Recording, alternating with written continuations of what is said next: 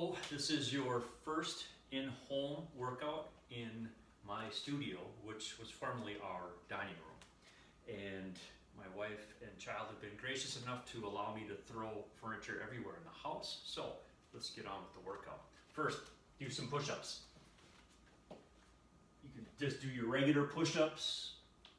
You can do knee push-ups, whatever works. Right? Do 10 of those to start with. Then tricep push-ups, which means it's a close grip. And again, you can do knees or full. Again, the goal is to be working your triceps. Those are much harder. If you can get 5 in, that would be great. All right, next, grab something that's heavy. Bottle of Clorox, a milk jug, whatever it might be. And you'll do bent over rows. As many, well, let's say 15 or 20 of them. Keep your knees bent, bend over so that you're basically parallel with the floor. And pull up to your armpit. So the key here is to get a really good squeeze with your shoulder blade going towards your spine as you pull up. Because that squeeze is that isometric contraction that's going to help fatigue the muscle even though the weight is light. And then switch sides. All right, for a challenge, try a walkout push-up where you start in a forward fold. You walk your hands out into a plank, do a push-up, walk your hands back, and repeat 10 times. And back. All right, so that's the upper body series. All right. So let's get some core work in now. We'll start with the superhero. Lie on your belly, extend your arms, extend your legs. Then work on raising your upper body off the floor, starting with your hands and your arms, your shoulders, and your chest. If you're able to, get your legs off the floor. And then if you're able to, is to take some breaths and really push your belly button into the floor. That creates that isometric squeeze again. And that builds a lot of that fatigue that you're looking for. Whew. Those are hard. And then up. Like so. All right. Next is one of my favorite, because it's one of my least favorite, exercises with core. Start in it's a bear crawl, and then we're going to do some bear crawl kick throughs that will continue to work all of our core and build a lot of stability in our shoulders and in our hips. So when you start here, all fours, curl your toes under, but then just lift your knees slightly off the ground. To do the bear crawl, opposite hand, opposite knee.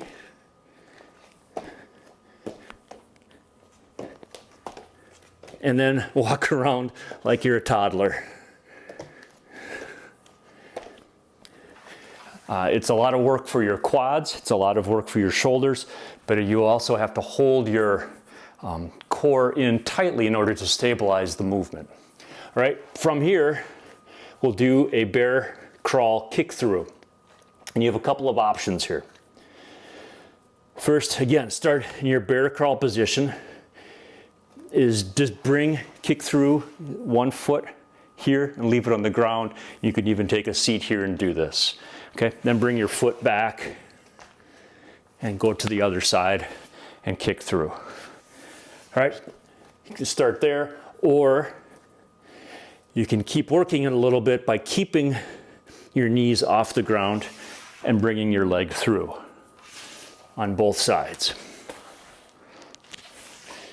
Or you can extend it even further by keeping your leg elevated and your arm up.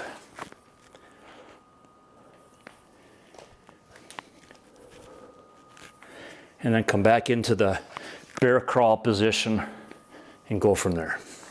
All right, solid workout for your core. We're gonna add one more piece. Start with a yoga block, a shoe, a small box, whatever it might be. And we're gonna be doing a partial Turkish get up. And the only part we're gonna be doing is the floor part. So have your object up in the air with your shoulder locked out and your elbow locked out, your knee up, same knee, same side knee, your opposite leg is straight. Bring your right knee out about 45 degrees, your left arm out to the side, and then come up at an angle. So you're gonna come up to your left elbow and then roll back down. So you can push off with your right foot, you can push off with your left hand, but the majority of the work is being done by your core. Okay, or on the other side,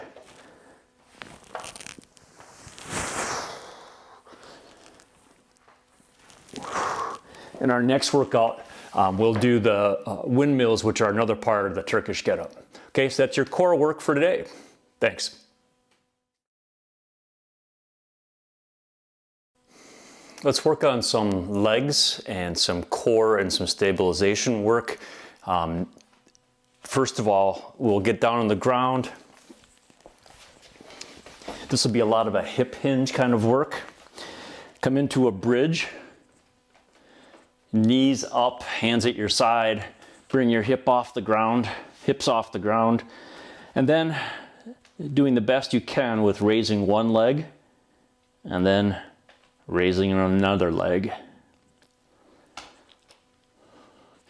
So this gets at a lot of the posterior chain, your hamstrings, your glutes, your lower back. If you want to make this more challenging, you can raise a leg up and do a hip dip.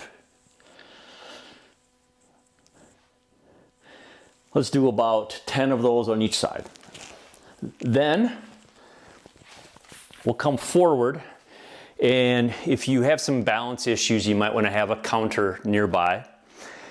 So we'll do a forward and reverse lunge, and the goal will be to not put a foot down. So we'll start on my left side. So I'll take a step forward. I want to keep my body straight, come down into a lunge, push off with my front foot, make sure I'm not going to hit the back wall, come down into a reverse lunge. Okay. All the time my body is upright.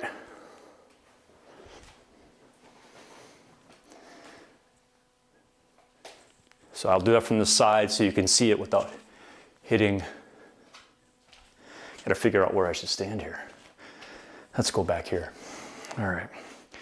So again, with my right foot this time, I'll take a step forward, keep my body upright and straight, push off, bring my body, bring my back leg. The problems with having a living room that is, or a dining room that is kind of small for a studio.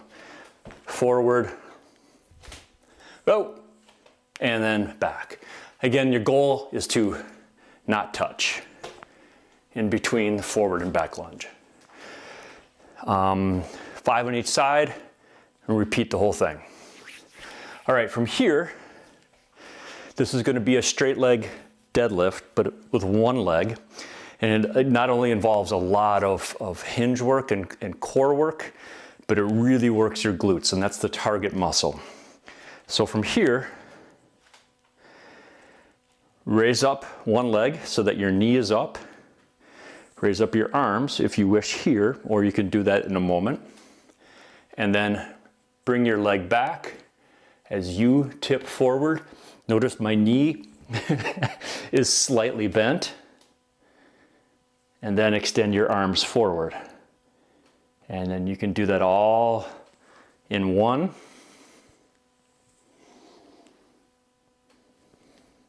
All right, if that is too much, you can do the same exercise with having your toe down as kind of a kickstand.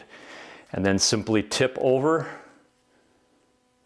so that you're feeling your glutes engage, and then driving up with your heel so that you're standing up straight. And again, you can use your arms if you want to, and drive up through your heel.